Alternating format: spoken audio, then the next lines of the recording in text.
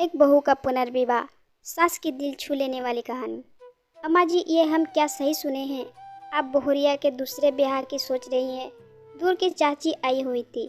वो बोली, हाँ सही सुने हो अम्मा जी। लाठी की तेज आवाज़ करते हुए बोली, क्या लोक लाज की शर्म है कि नहीं? पूरे खानदान की इज्जत मिट्टी में मिलाएंगी। आज तक 7 पुश्तों से किसी भी रिश्तेदारी में ऐसा होता सुना है क्या?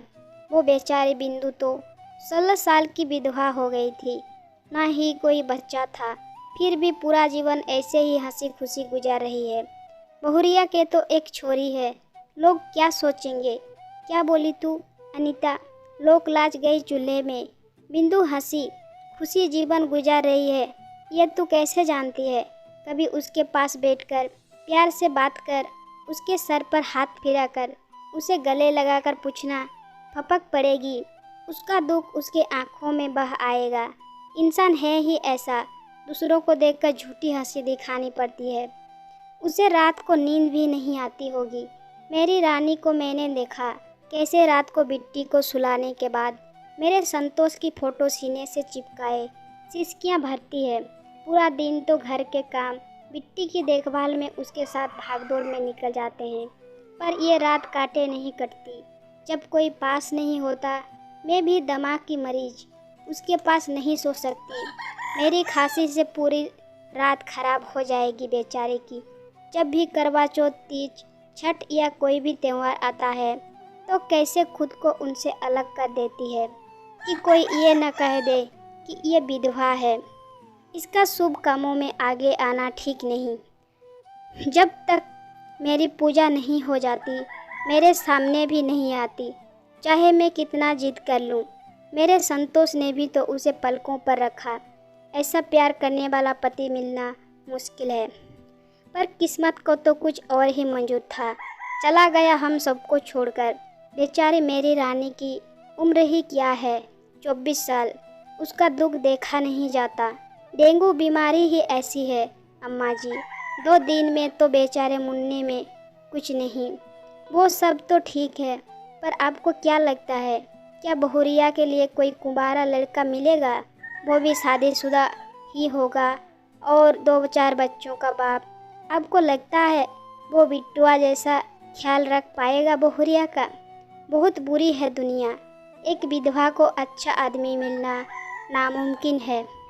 मेरी मानो अम्मा जी, तो यहीं रखो रानी को, और ख़राब हो जाएगी उसकी ज़िंदगी। आप लोगों के बीच सुरक्षित है तो अब बूढ़ी कब तक रहेंगे? उस बेचारे के साथ उसके आगे पूरा जीवन पड़ा है। हमारे रहते उस पर कोई उंगली ना उठा पाएगा, पर हमारे जाने के बाद हर आदमी उसे गलत नज़र से देखेगा। किस किस की नज़रों से बचाएगी खुद को? वैसे ही बहुत सीधी है मेरी रानी। एक आदमी औरत की ढाल होता है। उसके साथ औरत रात के 2 बजे भी जंगल में हो तो खुद को सुरक्षित समझती है। उसका पति उसके साथ है। ऐसे नहीं बनाया गया है ये शादी का बंधन। बहुत मायने हैं इसके, मायने में भी कोई नहीं है उसका। अब मुझे तो उसके भविष्य को लेकर बहुत चिंता होती है। अरे अनीता, तभी सोच समझकर उसके दूजे विवाह की सोची है। वो सब भी मानती हूँ मम्मा जी, पर तुमने लड़का देख रखा है क्या? कौन ब्याहेगा एक बच्चे की माँ को? तू मेरी खास है, जिससे मैं दिल की बात कर लेती हूँ। मैं अपने घर के सामने रोज़ एक लड़के को फटफटिया में जाते देखती हूँ। रोज़ वो हमारे घर की तरफ टकटकी लगाए देखता है। मुझे आज तक समझ न आई। कोई महीने हो गए तो मौका पाके मैंने उसे हाथ का इशारा पर बुलाया।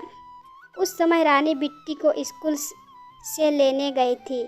मैंने उसे डांट लगाते हुए पूछा, मेरे घर की तरफ अगर तूने आज के बाद देखा तो हाथ पैर टूटा के ही जाएगा।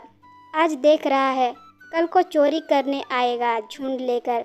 क्यों देखता है मेरे घर की तरफ? बता। उसकी आंखों में ना कोई चोर था, ना कोई डर। अनीता, सूरत तो इतनी मनमोहक कि जैसे कान्हा जी की छवि। वो बोला, आंटी जी, मैं आपको चोर लगता हूँ? मुझे किसी ने बताया कि मेरी खास दोस्त रानी यहाँ रहती है। कोई बार सोचा आने की, पर किसी न किसी काम से टल जाता। जब आना चाहा तो पता चला कि रानी के पति अब नहीं है दुनिया में। खुद को संभाल न पाया। रानी को स्कूल के समय से ही पसंद करता था, पर वो बहुत ही सीधी भोली भाली लड़की थी। मेरे घर के सामने ही इसका घर है। मायके में अब वो बिक गया। कभी हिम्मत नहीं कर पाया उससे कहने की। जब हिम्मत जुटाई तब तक ये आपके घर की बहू बन चुकी थी। उसके बाद उसकी ससुराल आना सही न लगा मुझे। बस एक बार उसे देखना चाहता था, कहीं रास्ते में मिल जाए तो बस एक बार पूछना चाहता था। क्या पूछना चाहता था तू मेरी बहू से, बोल। अनीता फिर भी मेरे तेज आवाज़ के बाद भी वो लड़का बोला, यही आंटी जी कि मेरे घर वालों ने मेरा रिश्ता तय कर दिया है, पर मेरे दिल में अनीता के लिए अभी भी एक ख़ास जगह है। अगर वो मुझे अपने काबिल समझे तो मैं उसे अपनी पत्नी बनाना चाहता हूँ, उससे शादी करना चाहता हूँ, पर अभी तक वो दिखी ही नहीं आज तक। रोज़ देखता हूँ फिर भी मुझे पता है रे कि उसकी एक बिटिया भी है। फिर भी तू शादी करेगा मेरी रानी से? एक क्या तो बेटी भी होती तो भी कर लेता। उसके बच्चे को इतना प्यार दूंगा कि वो मुझे छोड़कर कहीं ना जाना चाहे। जिसे आप चाहो उसकी तो हर चीज़ से प्यार होता है। तो बताइए फिर आंटी, रानी मुझसे शादी के लिए हाँ कर देगी ना? आप मनाइए ना उसे। मैं बैंक में काम करता हूँ, उसको अच्छे से रख सकता हूँ। तब तक अनीता रानी भी बिट्टी को लेकर आ चुकी थी। रानी की आंखों में आंसुओं से लाल। शायद उसने मेरी और उस लड़के की सारी बातें सुन ली थी। वो कुछ न बोली, बस मेरे सीने से आकर चिपक गई और फपक कर रोने लगी।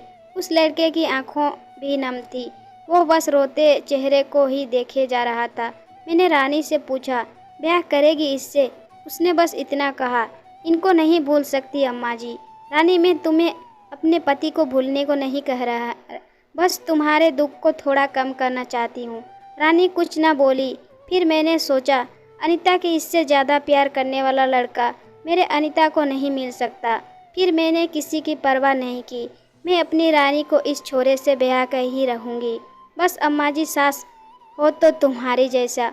अच्छा, मैं चलती हूँ, बस पकड़नी है।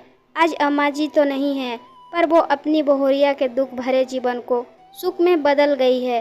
रानी उस लड़के के साथ हंसी खुशी अपने जीवन गुजार रही है। और हाँ, ऐसा नहीं कि वो संतोष को भूली है। उसकी तो अलग जगह है ही उसके दिल में। थोड़ी सी जगह अब उस लड़के ने भी बना ली है बस। तो दोस्तों, यह कहानी आपको कैसी लगी कमेंट करके ज़रूर बताइए, शेयर कीजिए और अगर चैनल में नए हों तो सब्सक्राइब करना ना भूलिए। ये कहानी सुनने के लिए बहुत बहुत धन्यवाद।